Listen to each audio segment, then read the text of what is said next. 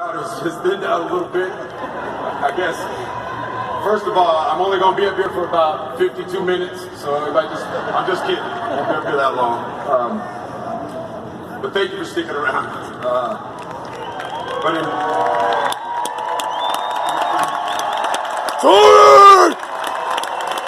the spirit of saying thank you, I want to start with gratitude, and then I'm going to get to a couple of stories. But I want to say thank you to everybody in the city of Canton. You guys have been nothing but gracious to us. 4,200 volunteers. It's truly a football mecca. That's one for anybody out there. I want to thank my fellow classmates. 2019 Hall of Fame. We did it, baby. I love it. The Hall of Famers that have paved the way for all of us. We're truly grateful for you guys. It's been an unbelievable special honor to be surrounded by you guys and to be in these behind the closed doors that the fans don't get to see. It's unbelievable. And having said that, I want to say thank you to a couple of Hall of Famers. Michael Strahan, thank you. Thanks for coming out. I appreciate it. I heard you haven't been back since you got inducted, so I'll take a little credit for that. But thank you for the mentorship.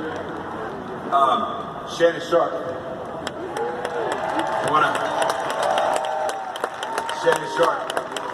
You know, I played in the AFC West, and so I got to see Shannon twice a year, and he was the man when I came in. He was the man for a while.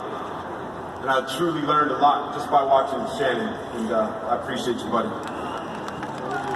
One of my teammates when I first got to the league was Marcus Allen. And during my rookie year, I hit what is called the rookie wall, and I was struggling. Marcus, who I didn't know that well, came up to me and he said, "Hey, give me your phone number. We'll give you a call." And I was like, I had no idea what he wanted. He called me that night and said, "Keep your head up, Rook. You got this. Don't worry about a thing." And that means a lot. It taught me going forward how to treat other young players. So thank you, Marcus. Will Shields. Appreciate you, buddy. Will! I watched you a lot. I watched you doing all your sets, kick steps, drops, always working on your technique. And I stole from you. It took me a while to figure it out, but I eventually stole from the way you prepared, and I appreciate you. Willie Rowe came to us a little bit later. I don't know where he's at. Probably getting something to drink. No, there he is. I didn't see him. I'm not dead. So, you're a beast. I used to love watching you maul people. I don't know if you guys have ever seen Willie Rowe walk. He doesn't look that athletic, but as soon as he takes off, it's like a deer. And this guy was arguably one of the best, well, the best to ever do it. Then a very special relationship I was able to have with the Hall of Famer here, Warren Moon.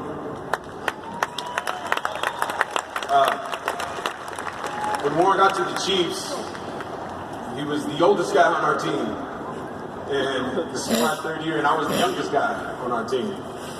And we got together, and we had ourselves a good time. And he taught me, really taught me how to play this game. He worked with me after practice. We went all around the country having a great time. And he really taught me what it was meant to be a pro. And I appreciate you, buddy. You know, you don't get here without the help. By the way, I'm going to congratulate a lot of people. I played 17 years in the league. It was 5 head coaches, so just bear with me. But you can't get here without the help of people. And I want to thank Constance Schwartz, manager, Smack Entertainment. Thank you. Tracy Perlman from the NFL. You're a lifesaver, Tracy. I appreciate everything you've done for me.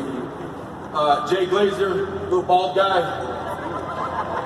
My eyes and ears from the NFL. Appreciate you, buddy. We've been through a lot. Can't tell those stories here. Tom Condon, my agent. That's the business. Thank you for getting me a lot of money. Give me paid. Lamont Winston, Kevin Winston, player personnel from the Kansas City Chiefs. I got so lucky. Lamont Winston was the first 12 years in Kansas City.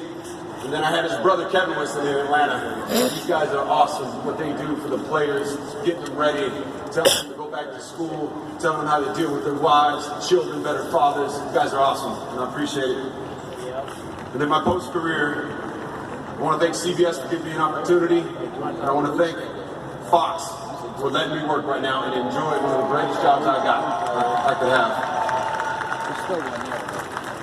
I'm going to go back to the beginning where I started. I'm from Huntington Beach, California, where I played at Huntington Beach High School. I had some great coaches there. Roy Miller was my varsity basketball coach, him and Coach CJ. Thank you for those rides that you would give me after practice. I lived about 20, 25 minutes away from school, didn't have a car. Sometimes I'd have to take the bus, and Coach Miller would give me a ride home, and we'd have some good conversations, and I appreciate those conversations that we had. Coach Pasco, varsity football coach, thank you for being a mentor at a very young age for me.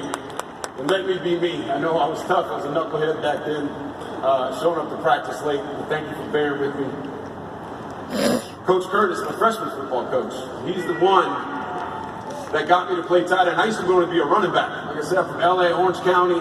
I wanted to be like Marcus Allen, Bo Jackson. But Coach Curtis said, you're going to play tight end. So thank you for making one of the best decisions I've ever made, or you've ever made for me.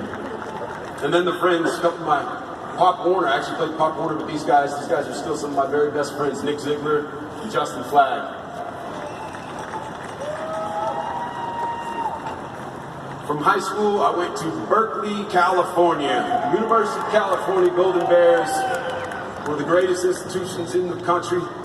A little weird. People dye their hair blonde and orange. People go to school naked. Rallies all the time, but I loved it. It kind of brought me out of my shell. A little too much at times, but we'll get to that. While I was there, Coach Mariucci and Hugh Jackson, offensive coordinator and head coach. Coach Mariucci, I remember he came in and they started throwing me the ball a lot. And I remember I declared to go to the NFL. Coach Mariucci, I'll never forget it. Went to his office after I declared. He actually called me in and he said, Tony, I got something to tell you. You're not ready. You're not ready for the NFL. And I'm happy to say I didn't listen to you, and I love you for that. I know you're recruiting for the next year, but Coach Mariucci, thank you for helping me jumpstart and get to the NFL. I want to thank, I played college basketball, some of the greatest experiences of my life, playing at Berkeley with some great teammates. We went to the Sweet 16 my junior year, played against North Carolina and Dean Smith. We lost, of course, but some of the coaches along the way, Kurt Townsend and Billy Kennedy, I think they're here tonight. I want to tell you guys thank you for the mentorship and taking me under your wing. From Berkeley to the Kansas City Chiefs.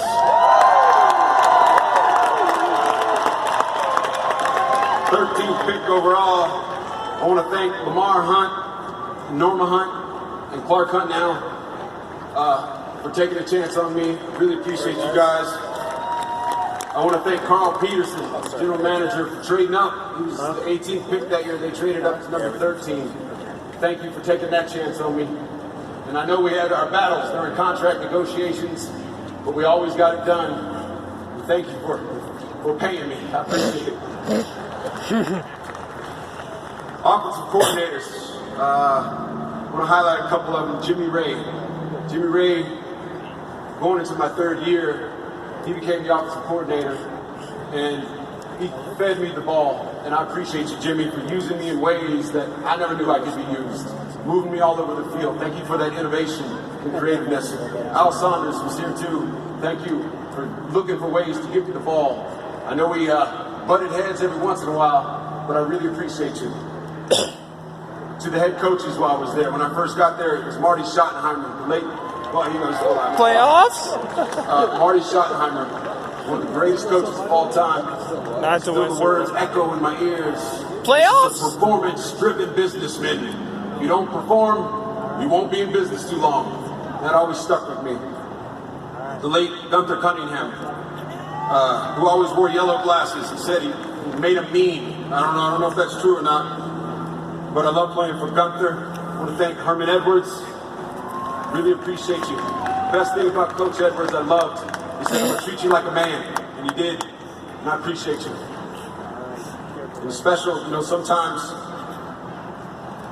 coaching transcends just coaching. It becomes a friendship. It's more than just being there in the locker room or him sitting up and talking to you. I think the epitome of someone like that is Coach Vermeil. Coach Dick Vermeil is here. And Yeah. Coach Vermeil was the greatest. He would open up his home to all the players. Him and his wife Carol. They would make home cooked meals. They'd serve bottles of wine, and they bring everybody. They treated everybody the same. And I loved you for that, Coach. And I appreciate you. Coach Mike White, somebody was on his staff. He was great. I don't know what his title was, but he was always there getting us. We called him the Get Back Coach. We called him the Riverside Coach. I don't know what he was, but I really appreciate our relationship, Coach White. John Embry, he's my tight end coach. John, you taught me a lot. When you got there, I was already on my way, doing some good things with the position. But I think you elevated that, and you made me a better player. And I appreciate you. I want to go through my quarterbacks while I was there in Kansas City. Listen to Every these. quarterback that ever threw me a football, I just want to say, This is what made him great. Elvis Gerback, Rich Gannon, Warren Moon, Brody Coyle, Tyler Thick.